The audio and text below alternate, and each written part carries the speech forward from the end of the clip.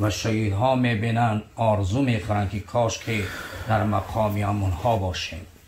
صحابه سوال کرد یا رسول الله آنها کیایند که ما آنها را دوست بداریم؟ هر قومی را که انسان دوست بدارد در روز قیامت قطعی همون محشور می شود. المرء من احب، انسان کسی را دوست بدارد.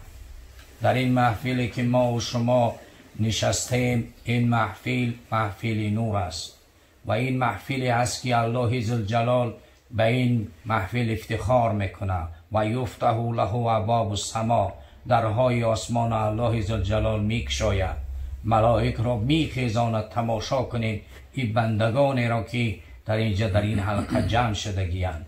رسول اکرم صلی الله علیه و سلم آن صحابه گرامی قدر پرسید یا رسول الله کیایند که آنها را ما دوست بداریم؟ هم گو قوم تحب لله، اینا یک قومی هستند که به خاطر خدا دوستی داشتن در دنیا. اینها کسانی بدن که در دنیا نه به خاطر مال، نه به خاطر منصب، نه به خاطر عزب دنیا، اینا به خاطر خدا دوستی داشتن. برادران عزیز، این محفلی که انسان‌هایی که به خاطر خدا میشوند، آنها دیگر زندگی هم به خاطر خدا باشه لذت دارد. حیات هم به زندگی الله یعنی لذت نداره. حیاتی که لذت داره که اون حالتی هست که با ایمان باشه. همین زندگی که امروز شروع میشه، دو جوانی که با هم جمع میشوند، اگر اینا در مابینشون ایمان نباشه زندگی نیست. و من اعرض عن ذکری فإن له معیشة ضنکا، میگه خدا. کسانی که از قانون من، از فرمان من روی میگردانند زندگی بدبختانه دارند. تمام دنیا را دارند، اگر ببینیم تمام شهامت دنیا و منصب ها را دارند، لیکن عزت ندارند در مابینشون. عزت در از آنی که العزت لله و للرسول و للمؤمنین. برای همین برادران عزیز، در این محفلی که ما و شما حضور داریم، البته اینجا قاری برادرمون سعدالله اینجا حضور دارند. این محفل این برادر است و این برادر عزیز ما که امروز به روز ازدواجشان که گفتن حاضر داملا هذه سنن و ربانیون خیر للبشریه فمن تمسک بها سلم و فازگو و من اعرض عنها هلک و خسره. بزرگان گفتن این سنت ربانی است، از جانب الله ذوالجلال مطرح شدگی. هر کسی به این چنگ بزند یعنی چی؟ سالم و سربلند میماند. باز همین نگاه میکنیم یک جوان به خانه همون عروس میبرن، با قانون این نکاح که میبرنش به سری بلند میبرنش. اگر به غیر نکاح بره اوجا به سری بلند نمیرود. اگر ما نگاه میکنیم یک جوانی را ما میبریم چی؟ به نکاح میبریمش به سری بلند میرود. اینجا این حکما گفته سوالن که این کسی که به همین نکاح چنگ زد سربلنده، در دنیا سربلنده. کسانی که از نکاح رو گرداندن هلاک شدن. امروز میبینیم جوانایی که در خودمان میبینیم چی قدر بدبخت شدن. یک آدم من وقتی قطعش هم صحبت شدم، یک جوان گو که دمی یک آدم گو در همی یک رستوران گو همی یک عرق گو در رو یک آدم همی تا پرتاب گو او گریخت امرش همی یک مجزد یک آدم در جاش مردن. و من گفتم یکم فرزند داشت گو ای کجا داشت داملا دیسکمن بداخی. جوانای ما میبینیم امروز دیسکمن شدن. دخترای ما میگن 4 تا کودک حرامی من نوزن بالله.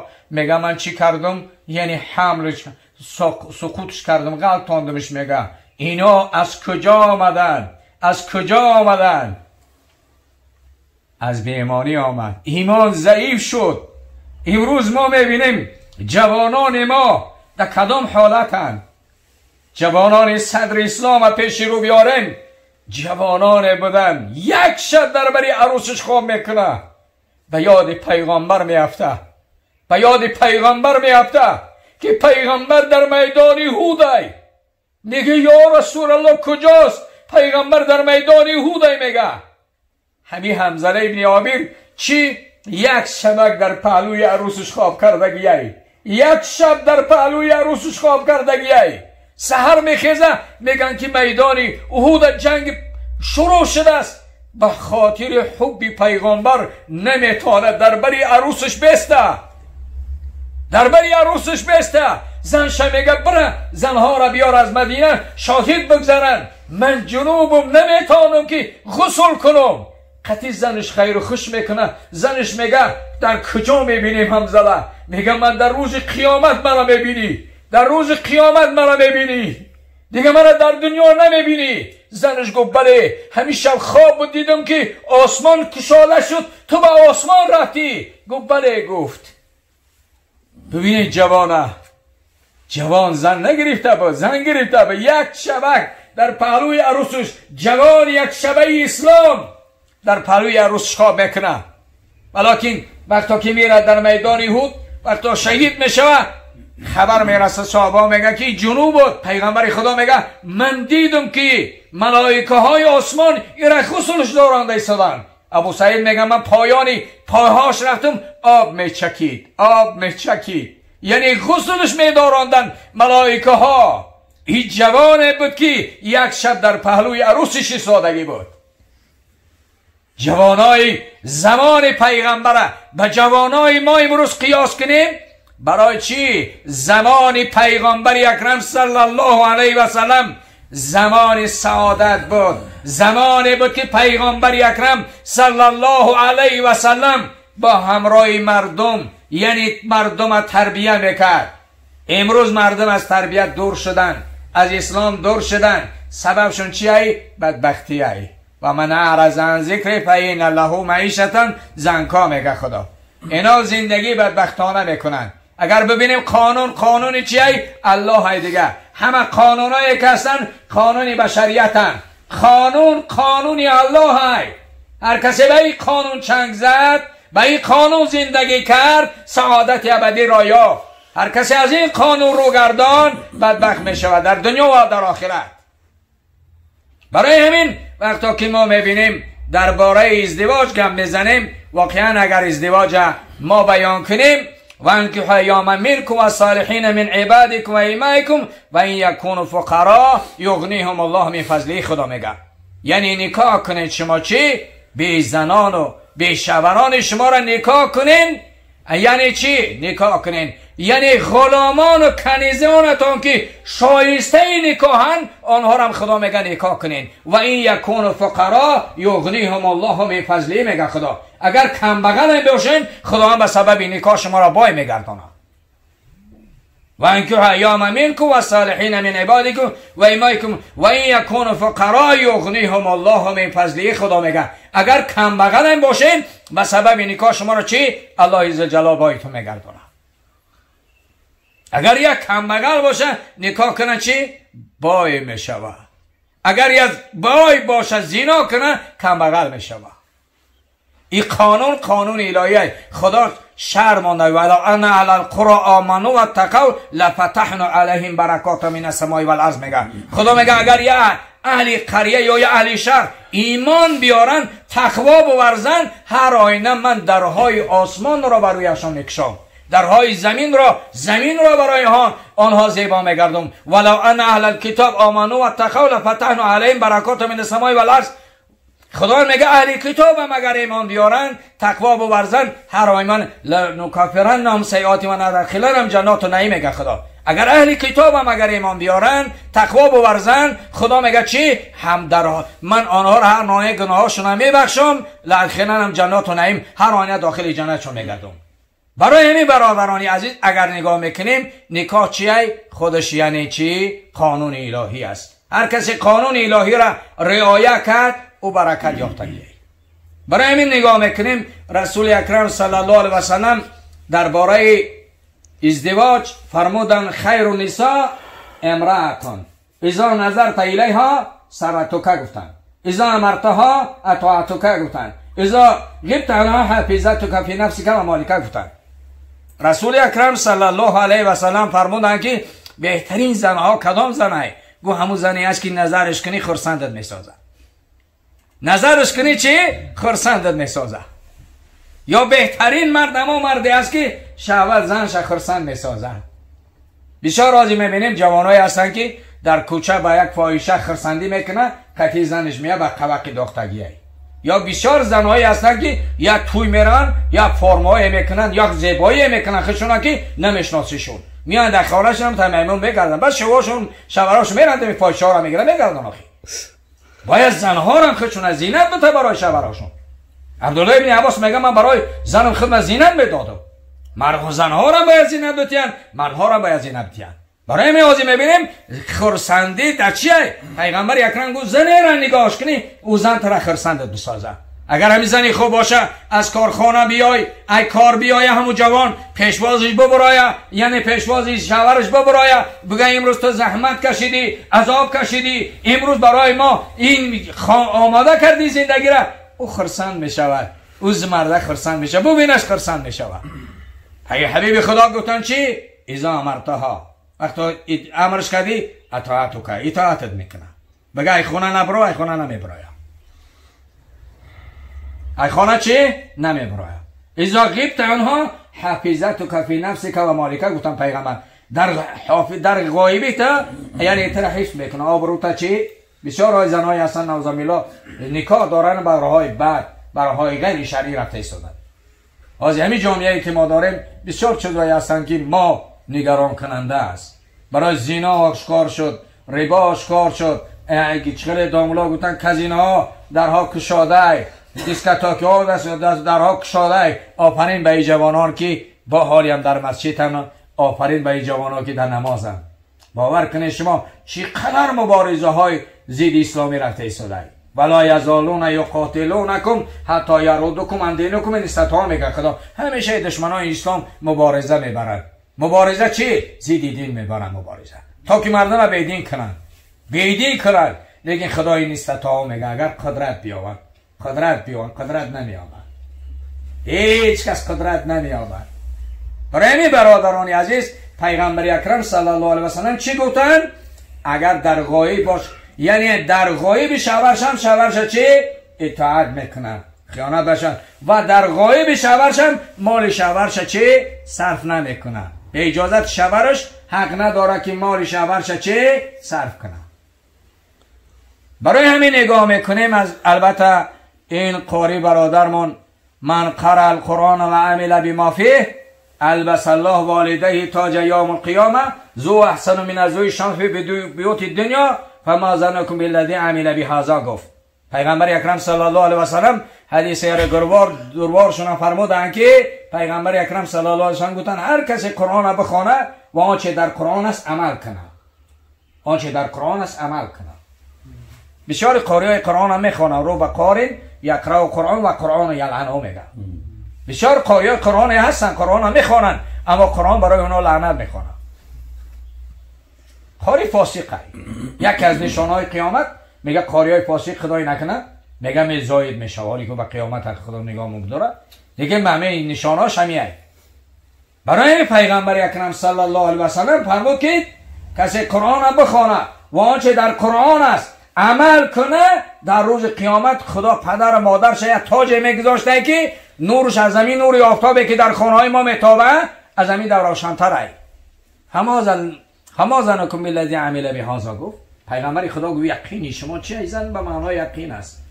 گفت یقین شما چیه که پدر و مادرش خدای خیل تاج میگذاره، اما او آدم خودش قرآن میخونه چی؟ پیغمبر خدا گفت الله و رسول میدونه. دیگه گفتن صحابه که الله و رسول میدونن، یعنی او را جز الله دیگه جز درجهش بالاتر کسی نمیدونه. برای همین قرآن بخونین، در خانه هم قرآن بخونین. در خانه قرآن خوانده میشه یک نور به آسمان میره، آسمان میتابد روشناییش به زمین، از زمین خانه که قرآن خوانده میشوه ایو خانه نور و به سوی آسمان میروه. برای همین برادران عزیز قاری برادرمان وقتی قرآن میخونن، قاری های قرآن لیوای اسلام در زمین، لیوای الله در زمین هن، لیوای اسلام، لیوای مسلمین هن. اینا یک گنجی به پایانند برای ما و شما. وقتی حضرت داملا گفتن زیباترین انسان ها در روز قیامت قاری ها میخیزن. کدام قاری ها میخیزن؟ همه قاری ها میخیزن، نه همه قاری هایی که به قرآن عمل میکنن.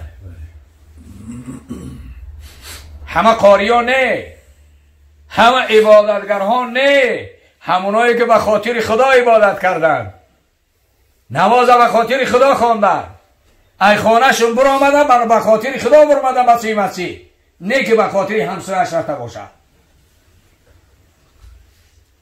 نه به خاطر فلانی مسجد برم که بگن مسجد نآمده. برای می برادر عزیز همه کار خلوصیت در کاره. خلوصیت ما از دست دادیم، همه چی را ما دست دادیم. خلوصیت در ما نیست.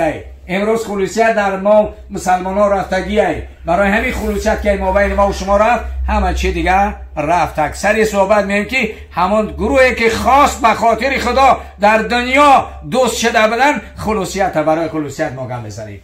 خلوصیت از ما بین ما و شما که رفت، البته همین چیزای ما بین ما و شما رفت. همون 3 نفری که بودن خاص به خاطر خدا در دنیای غار بودن، خدا هم به خاطر خدا، همون خلوصیت به خاطر خدا هم عمل انجام دادن، خدا هم در همین دنیا چه نجات چون داد. همین 3 نفر بودن. یکمش هم بری والدین بود که از همه مقدم پدر و مادرش هم میدونست. اول تمام شراب هم میومد پیش پدر مادرش میمون، بچه در پیش زن و فرزنداش میمون. میگه حتی یک روزه در دنیای ما غار که میآین سنگ بالای غار هم میگیرن مستحکم میشوه، در همینجا چیکار میکنن؟ در همینجا میگن که 3 نفرن بالای سنگ آمده، بالاشون مستحکمه. اوجا نه تلفونه که نه رادیویی که تلفن کنن در کلام دنیای غارم. با کجا باید مراجعت کنن؟ به الله عزوجل مراجعت میکنن. چی باید کرد؟ چی خلاصی در اینجا چیه که خلاصت میکنه در اونجا؟ او سنگیدن غار که دور میگردونه الله عزوجل. اگر به خاطر خدا عملی ما در دنیا انجام بدیم، در همین دنیا خلاصمون میکنه الله. به خاطر خدا باشه. یکمینش که میخزه بری والدین، احترام پدر مادر میکن، بری والدین بود. گفت خدایا، گفت یک روز سفر دور داشتم در کیستان رفتم، آمدم که پدر مادرم خوابن، کودککام خوابن. چیکار کردم؟ همون جوشایی را جوشیدم، شیر پختم، کودکام خستن، خشونه در پاهم پیچاندن، اما شیر برای کودکام ندادم. پدر و مادرم انتظار شدم، پدر و مادرم انتظار شدم که پدر و مادرم بخیزن و اول شیر در پیش اونامونم در پیش کودکام. میگه خدایا کودکام من ندادم. پدر و مادرم بیدار شدن، اول شیر در پیش اوناموندم، بعد چی؟ در پیش کودکام موندم. اگر همین کارش به خاطر تی الله انجام داده باشم، همین سنگ ایدهنی غار دور بگردان. همین سنگ ایدهنی غار دور شده، نگه برآمده نمیشد.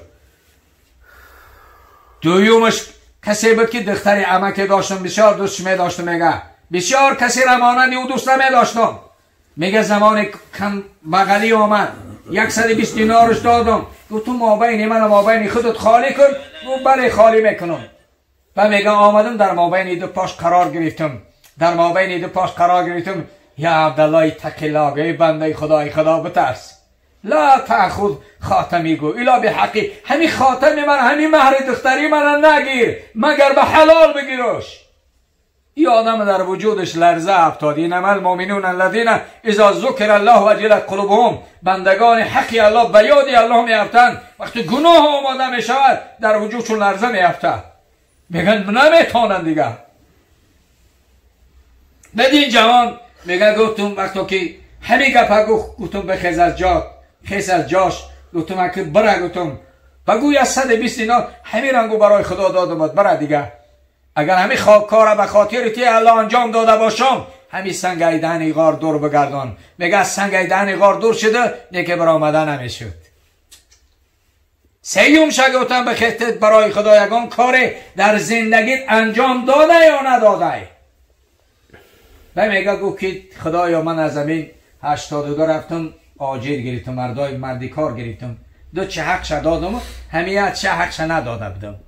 همون را گردش دادم، اشتر خریدم، گاو خریدم، گوسفند خریدم. یه روزه آمد یا عبدالله اعطی حقی، ای بنده خدا حقی مرا بده. گفتم همینو حقی تن. گو مسخرم نکن. گفتم به خدا مسخرت نمیکنم، همین حقی تن. همش راند برد. اگر همین کار به خاطر ته الله کرده باشم، همین چی؟ همین سنگ ایدهنی غار دور بگردان. و سنگ ایدهنی غار دور شد، همین 3 آدم از درون غار سلامت ای درون غار برآمدند. کاری که به خاطر خدا باشه در همین دنیا نتیجه میتیه. ما به خاطر خدا شیم، همه کارهای ما انجام گرفتگیه. اگر به خاطر خدا نباشیم، یگان کاری ما انجام نمیتیه. قل ان صلاتی و نسوکی و محیای و مماتی لله رب العالمین. برای خاطر خدا باید در همین زندگیمون میتونیم حرکت کنیم. بعدی مردهمون این فرزندامون میکنن نمیکنن در گمان های. یک کتاب من خوردم میگه که در شیخای کویت یک شیخ میمره 85 میلیون دلار برای فرزنداش چی میمونه؟ میراث میمونه. بعد علما را میارن کاری ماوری میارن، بعد میگه تقسیم میکنن 20 میلیونی هم بچه‌هاش 4 بچه را میتین، 4 بچه را 20 میلیونی میتین 80 میلیون میشه. بعد 5 میلیون دیگه‌اش میمونه میگن که برای فلان شیخ، میگن فلان جاده بچه‌های هم شیخ میگه مسجد نمیرسه اونجا بسازیم، میگه اگر برای پدرمون که در کار میشد خودش هم مسجد هم میساخت. برای همون شاعر میگه از در اموال دنیا را صرف نکردی در راهش، در راه خدا و در راه درست، که بعد از مرگ مالت را به دست دیگران بینی. همین زندگیمون باید به دست خدمت کنیم. ولی آدم خیلی آدم انتظاره که من سه میگه میکنن 40 میکنن سال میکنن. با همین زندگیت بکن خود دیگه چی در کاره تا که بعدی مردنت او بچت برای خود چه میکنه. برای همین خدای بزرگ در قرآن عظیمش میفرماید که قول این صلاتی و نسوک و محیای و مماتی لله رب العالمین. بگوی محمد صلی الله علیه و سلم نسوک هر یک عبادتی که ما میکنیم، صلات نه هر نمازی که ما و شما میخونیم. نماز اگر ببینیم پیغمبر اکرم صلی الله علیه و سلم این نماز چیه؟ استعینوا بالصبر و صلات خدا میگه. با واسطه نماز، با واسطه صبر، با واسطه روزه، با واسطه نماز از من کمک بپرسید. پیغمبر هر مشکلاتی که می اومد بالای سرش نماز میخوان. در جنگ احزاب میبینیم همون شب تا روزه نماز خوان. حذیفه ابن یمانی میگه رفتم اگر چندی که حس جو رزبیت که کردن با قول حاضر اومدیم حالی هم اومدن پیغمبر نماز خونده شدن. در جنگ بدر هم پیغمبر هم شب تا روزه نماز خون. حضرت علی میگه همه خوابیدن پیغمبر بیدار بود نماز میخوان. ما اگر نمازی که به خاطر خدا باشه اون نماز نتیجه داره در دنیا.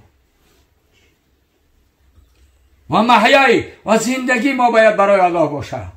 زندگیمون برای الله باشه. مال و دارایی و هستیمون برای الله باشه. و مماتی لله رب، مردنمون هم برای الله باشه. در راه الله بمیریم بهتره. در راه اگر یه آدم در روش هر یه عمل انسان انجام بده همون خاتمش در همون عمل میبرش. من یک چیز برای شما قصه کنم.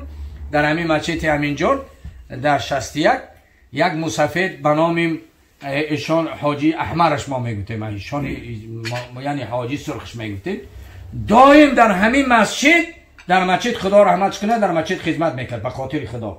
ها که خلوصیت چه میگم همین دو شفری همون مسجد هم میکنه. شو ساعت یک شو ای خونش میاد همون جا میخواه همون شفرا را بگیره، همون جا مالک ما و جانش میگیره.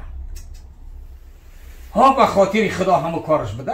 همین کار به خاطر خدا باشه انشاءالله که عاقبتش به خیر. برای همین برادر عزیز ما البته در این روز ازدواجشون که روز خرسندیشون پیغمبر اکرم صلی الله علیه و سلم انس ابن مالک 10 سال خدمت کردن. 10 سال خدمت پیغمبر اکرم صلی الله علیه و سلم کردن. ام سلیم مادرشون آمدن گفتن یا رسول الله در حقش یا دعای خیر کن. به پیغمبر خدا گفتن اللهم اکثر ماله و ولده و عمره را پیغمبر در حقشون دعا کردن. خدایا یعنی چی؟ مالش بسیار کن، فرزنداش بسیار کن، یعنی زندگی خوب برایش عطا فرما. البته همین دعایی که مردم میگن فلانی دعا که این خیر است. پیغمبر خدا انس بن مالک 10 سال خدمت پیغمبر اکرم صلی الله علیه و سلم کردن. ام سلیم مادرشون آمدن چی گفتن؟ در حقش دعای خیر کن. چی گفتن؟